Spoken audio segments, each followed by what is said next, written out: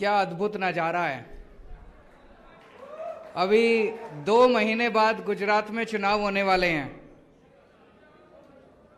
और एक political party लोगों के साथ बैठ के चर्चा कर रही है कि हम स्कूल कैसे सुधारेंगे, शिक्षा कैसे सुधारेंगे।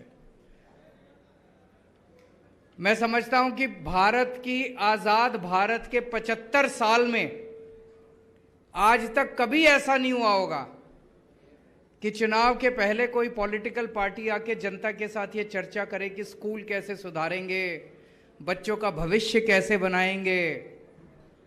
अभी तो मौका एक दूसरे को गाली देने का। आम आदमी पार्टी कांग्रेस को गाली दे, कांग्रेस बीजेपी को गाली दे, बीजेपी आम आदमी पार्टी को। हम लोग इन सारी चीज़ों से अलग हैं, हमें राजनीति नहीं आती करनी।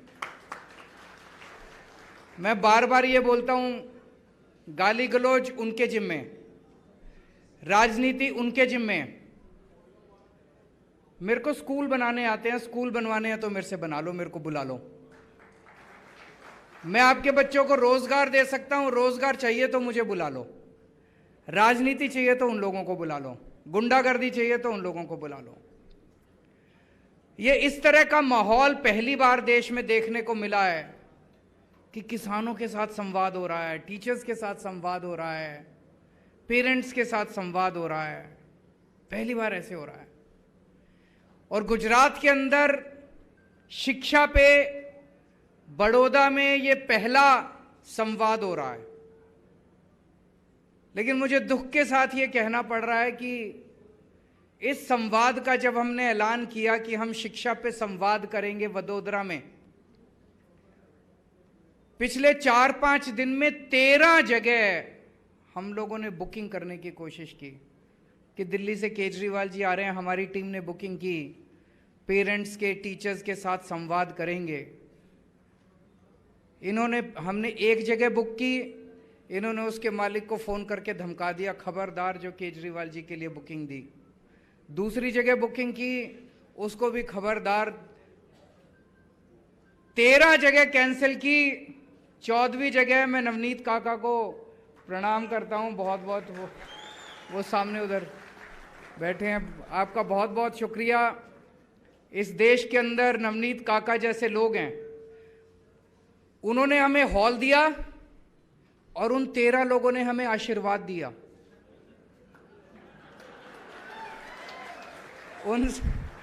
जब उनसे बात की, वो 13 लोग खूब गालियां दे रहे हैं उनकी पार्टी को। बोले इस तरह से धमकी देना ठीक नहीं है। बोला हम आपके साथ हैं लेकिन हिम्मत नहीं हो रही है। बहुत तंग करते हैं लोगों को। तो आज उन 13 लोगों का आशीर्वाद है, नवनीत काका का आशीर्वाद है कि हमारे पास ये हॉल है।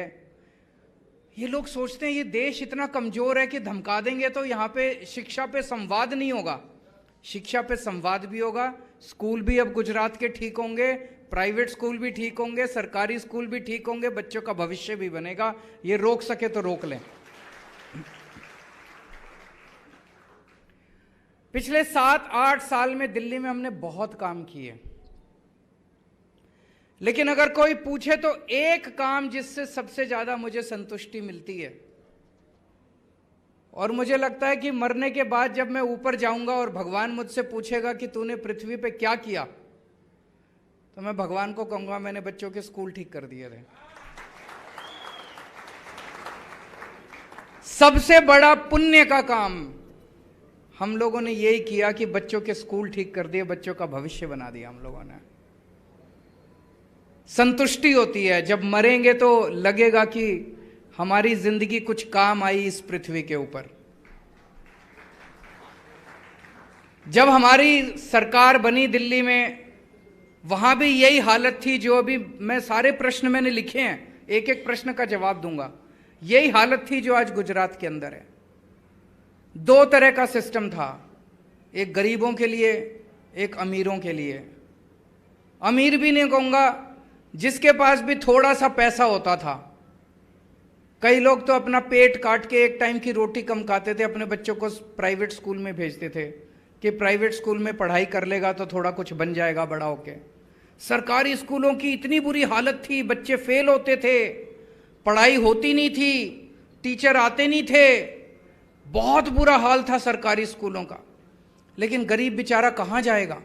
गरीब आदमी मजबूरी में अपने बच्चों को सरकारी स्कूल में भेजता था, और फिर जब देखता था पढ़ाई नहीं हो रही तो थोड़े दिन में वो ड्रॉप आउट कहते हैं ना, बच्चों को निकाल लेता था। सोचता था थोड़ा सा दुकान पे मेरे साथ लगेगा, मेरे साथ काम करेगा, पैसे कमाएगा, स्कूल में तो कोई पढ़ाई नहीं हो रही।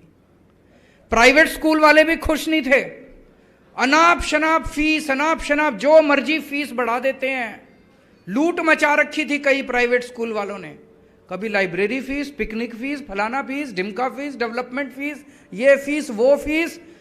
एक बेचारा, कई लोग ऐसे जानता हूं मैं जिन लोगों ने तंग आके अपने बच्चों को प्राइवेट स्कूल से नाम कटा दिया। पैसे नहीं दे सकते थे, पैसे नहीं थे। तो जब हमने दिल्ली में सरकार संभाली ये हालत थी। आज गुजरात में भी यही हालत है। आज 7 साल के बाद सरकारी स्कूलों को हमने इतना शानदार बना दिया, इतना शानदार बना दिया। आप लोगों ने तस्वीरें देखी होगी सरकारी स्कूलों की, दिल्ली के सरकारी। और सारे स्कूल, मेरे को भी एक आदमी मिला, मुझसे पूछ रहा था, कहते सर सारे ऐसे हो गए? हम सोशल मीडिया पे देखते हैं कि बहुत शानदार सरकारी स्कूल हैं, सारे हो गए कि कुछ हुए हैं? मैंने कहा सारे सरकारी स्कूल ऐसे हो गए। पर दिल्ली में एमसीडी के स्कूल हैं, नगर निगम के, वो बीजेपी के पास है, वो बहुत खराब हैं। एमसीडी के चुनाव होने वाले हैं। अब इस बार दिल्ली की जनता हमें वोट देगी, एमसीडी के प्राइमरी स्कूल भी सुधारेंगे। लेकिन दिल्ली सरकार के जितने स्कूल हैं सारे शानदार हो गए। इसका सबसे, मैं अगर कहूं खड़ा होकर कि सारे स्कूल अच्छे हो गए, आप कहोगे केजरीवाल अपनी बड़ाई कर रहा है। 4 लाख बच्चों ने अपने नाम प्राइवेट स्कूल से कटवा के सरकारी स्कूल में भर्ती कराए हैं। 4 लाख बच्चों ने प्राइवेट स्कूल से अपना नाम कटा के सरकारी स्कूल में। और बड़े अमीर लोगों ने, मैं एक क्लास में गया, मैंने बच्चों से पूछा आप में से कौन कौन बच्चा प्राइवेट स्कूल से नाम कटा के आया है? 7-8 बच्चों ने हाथ खड़ा किया। मैंने एक बच्चे से पूछा कौन से स्कूल में पढ़ते थे, कौन से प्राइवेट स्कूल में पढ़ते थे? कहता Saint Columbus. Saint Columbus Delhi का सबसे बड़ा प्राइवेट स्कूल है। लाइन लगी पड़ी है वहां पे सेंट कोलंबस में एडमिशन कराने के लिए। बड़े बड़े लोगों की लाइन लगी हुई है, अमीर अमीर लोगों की। उस स्कूल का एक बच्चा नाम कटा के दिल्ली के सरकारी स्कूल में एडमिशन ले रहा है। इससे बड़ी बात और क्या हो सकती है? आजकल मैं अभी एक बड़ी मीटिंग की थी, 1100 बच्चे, हमारी 12वीं क्लास के 1100 बच्चों ने नीट के और आईआईटी के पेपर पास करे हैं। 1100 बच्चों ने। मैं आईआईटी से हूं, मैं आईआईटी से इंजीनियर हूं। जब मैं आईआईटी से इंजीनियर बना था, हिसार से, पूरे हिसार जिले से अकेला मेरा एडमिशन हुआ था एक बच्चे का उन दिनों में। आज मेरे दिल्ली के एक एक सरकारी स्कूल से 4-4 बच्चों के एडमिशन हो रहे हैं वहां पे। और सबसे बड़ी खुशी ये है, जब मैं आईआईटी में गया, मेरे को मेरे देश ने बहुत कुछ दिया है, भारत ने मुझे बहुत कुछ दिया है, और मैं शुक्रगुजार हूं मेरे देश का। आज मैं जो कुछ हूं मेरे देश की वजह से हूं। मैंने एक कसम खाई थी कि जितनी अच्छी शिक्षा मुझे मिली है, ऐसी शिक्षा मैं कोशिश करूं कि इस देश के हर गरीब बच्चे को मिलनी चाहिए। आज मुझे बेहद खुशी है ये कहते हुए कि दिल्ली के एक एक बच्चे को मैंने वैसी शिक्षा मुहैया करा दी है। मैं जब बच्चों से, 1100 बच्चों से बात कर रहा था कि डॉक्टर और गरीबों के बच्चे, मैंने देखा एक सिक्योरिटी गार्ड का बच्चा खड़ा हुआ। उस सिक्योरिटी गार्ड का बच्चा अब आईआईटी में जा रहा है जहां मैं गया था। कहता सर मैं आपके इंस्टीट्यूट में जा रहा हूं। उस सिक्योरिटी गार्ड 10,000 12,000 रुपए महीने कमाता है। उसका बच्चा आईआईटी में जा रहा है, उसकी रैंक आई 569। ऑल इंडिया जेई का जो पेपर होता है उसकी रैंक आई 569।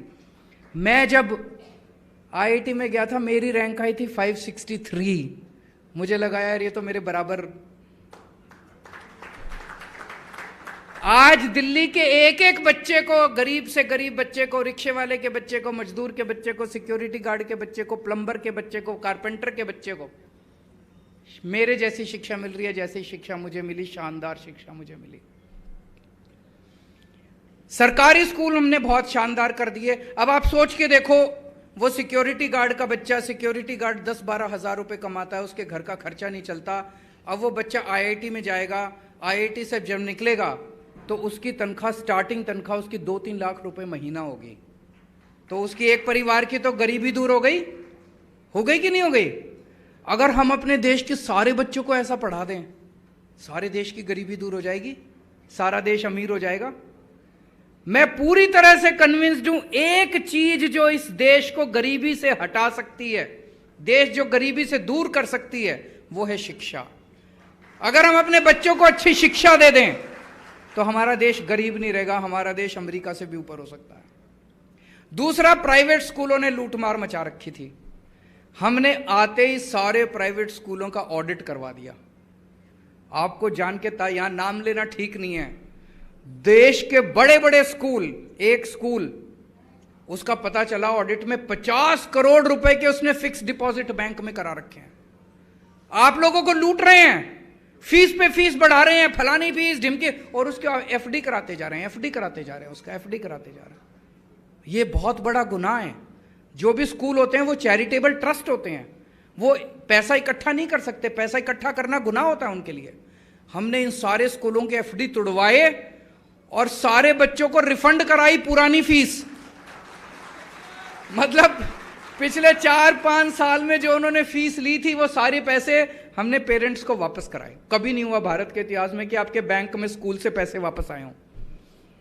और उसके बाद ऑर्डर जारी कर दिया कि कोई भी फीस सरकार की परमिशन के बिना नहीं बढ़ाई जाएगी। अगर आप फीस बढ़ाना चाहते हो आपको हमें बताना पड़ेगा। आप क्यों 7-8 साल से बहुत 2-4 स्कूल को छोड़ के किसी ने फीस नहीं बढ़ाई है, 7 साल से फीस नहीं बढ़ी है।